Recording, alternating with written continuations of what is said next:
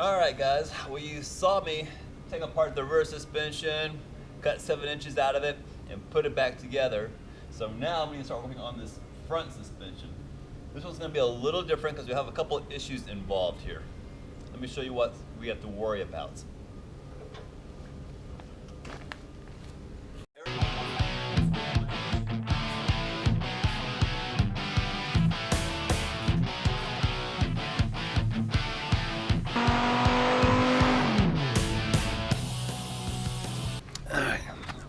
Well, one of the issues we have to worry about is that when we cut the suspension and move these frame rails over, we have to worry about our clearance to our exhaust manifolds. The steering column has to run through here as well somewhere, so this could become an issue here. My goal is to cut 6 inches out of the total width, so that's 3 inches per side. As you can see, we don't even have 3 inches right there. So we're going to have to ditch these frame rails completely in favor of some prefabbed rails that we're going to have to make up. So that's going to be a big issue. Another issue, of course, just like on the rear suspension, is going to be the fiberglass leaf spring. Not a big deal. We did that once before. We'll have to worry about the sway bar again. Again, not a big deal. We already handled that once. But lastly, we'll have to worry about the steering rack. I've never narrowed a steering rack before. You can't just cut the tie rod ends. If you cut your tie rod ends and rethread them, then the pivot down here is going to be different than the pivot up here and down below. Ideally, you want this pivot in line with your lower and your upper. That minimizes bump steer. If you moved the upper and lower end but left this the same and just shortened this, you'd have horrible bump steer, and we don't want that. So we need to make sure we narrow that steering rack correctly. All right, well, I got some goodies in today. It says DNA motoring, but I got this. These are headers, supposedly 1 7/8 inch headers for this Corvette LS6 engine. I bought these from Speed Daddy off eBay. I bought a lot of stuff from Speed Daddy. He's one of my favorite vendors, and no, he didn't give me these for free. I paid his full price.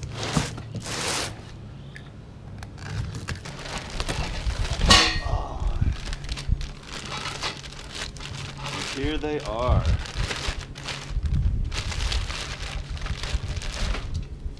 Yeah, these are looking pretty good. That is definitely 1 7/8. Looks like we got a couple of gaskets and some hardware. So yeah, we'll be popping this on the engine, because when we narrow these frame rails, we need to make sure we don't have any kind of interference with the exhaust, and I wanted to have these in place before we narrowed the suspension. So yeah, we'll be trying these out soon.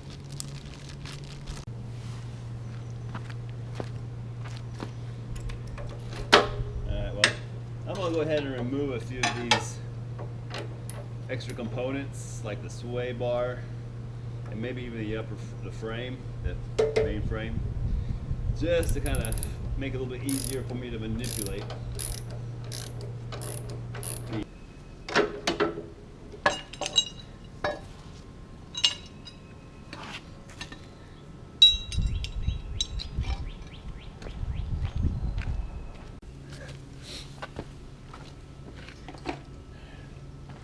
Alright, so I just need to finish disconnecting the engine from the subframe, which pretty much is just this power steering hose. How much fluid do I have in here? Yeah, that's gonna make a mess. Let me grab a cup.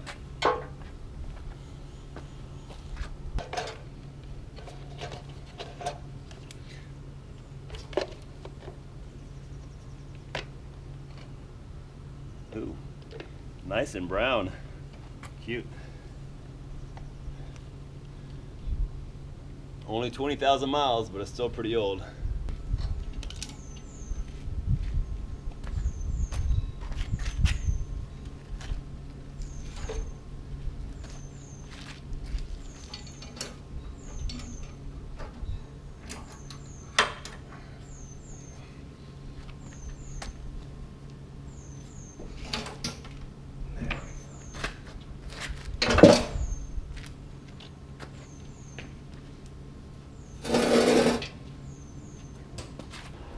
Alright, well there's the subframe there.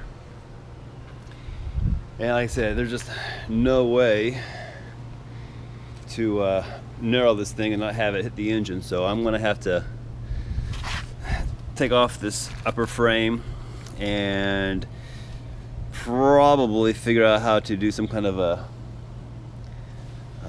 what do you call it? A jig. I need to make a jig so I can relocate this on the new frame rails. But yeah, we'll figure out something here.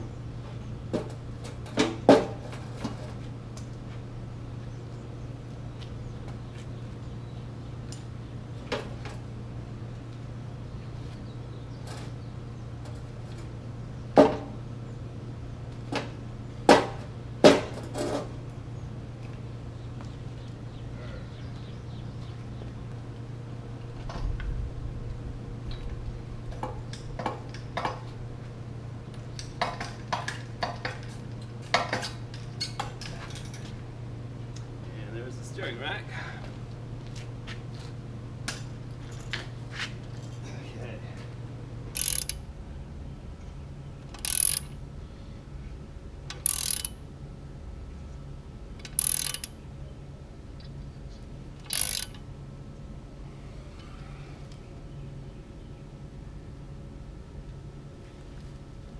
Feels like there's a lot of spring tension on that. I'm not sure why, because the suspension is completely drooping right now.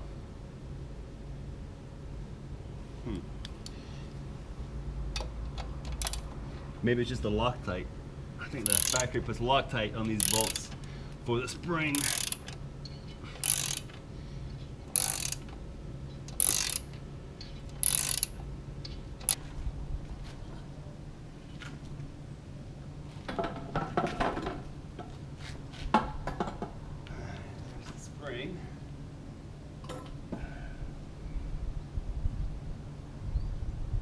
I'll need to mark it which way it goes forward, backwards.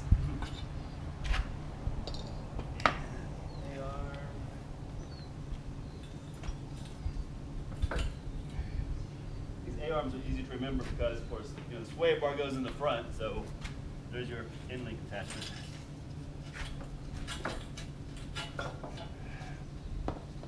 Whew. And there is the suspension cradle. All right, well, let's look at this thing real quick here. We've got to take 6 inches out of this thing, 3 per side. And of course, you know, these are mounting bolts. These can't change, and neither can the A-arm attachment points underneath. The center, the distance between the two engine mounts cannot change either. So that may become an issue for us.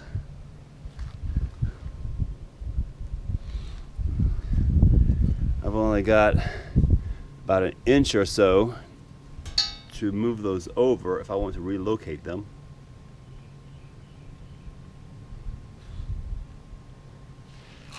Front part, it's not a big deal.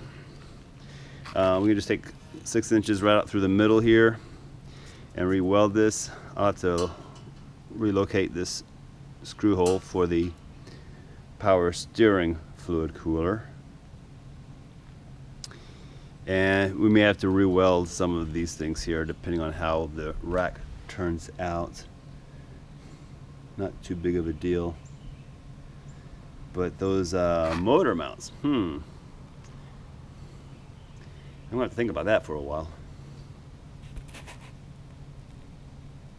Okay, well, I've decided to pull this exhaust manifold off so I can look at this motor mounting bracket. It looks like it might be possible to re-drill these holes and move this isolator cushion inward an inch, maybe 2. That'll buy me some room as well, so I'm going to check out that possibility.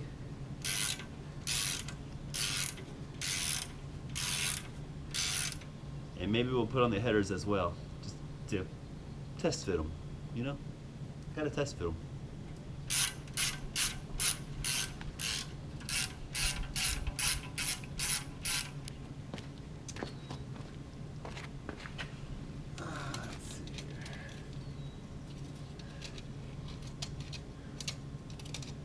It looks like I've got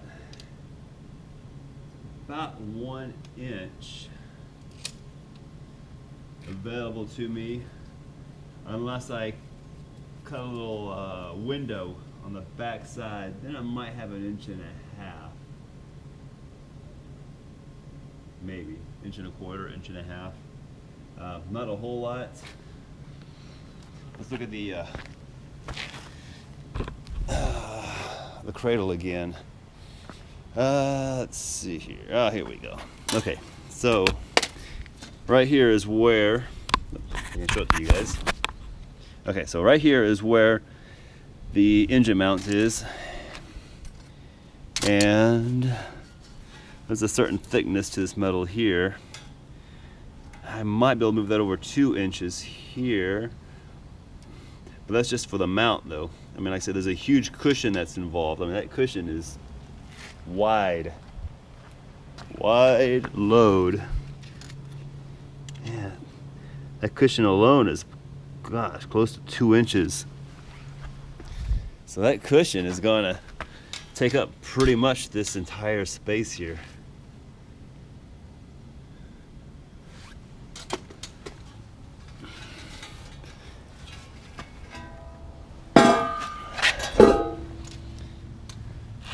So it looks like the cushion is, you know, this wide, but in reality the cushion is quite a bit wider.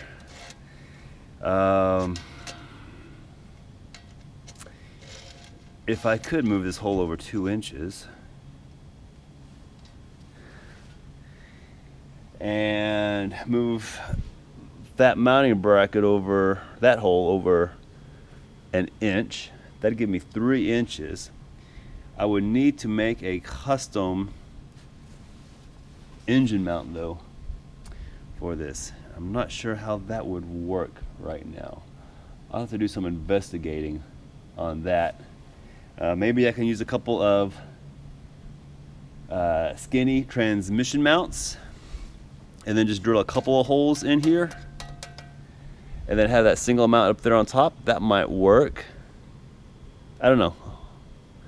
I'll have to get back to you guys on that.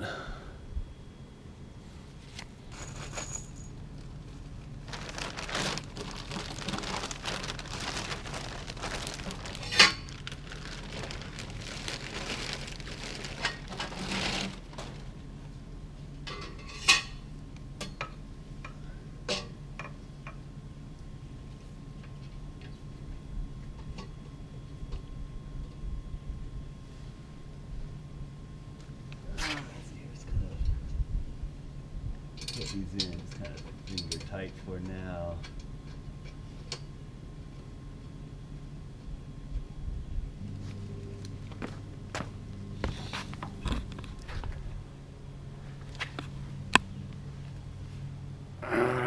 So those are the $150 eBay headers.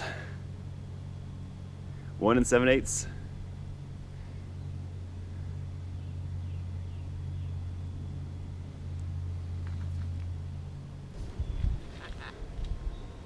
Alright guys, so the headers are on there. They look totally legit.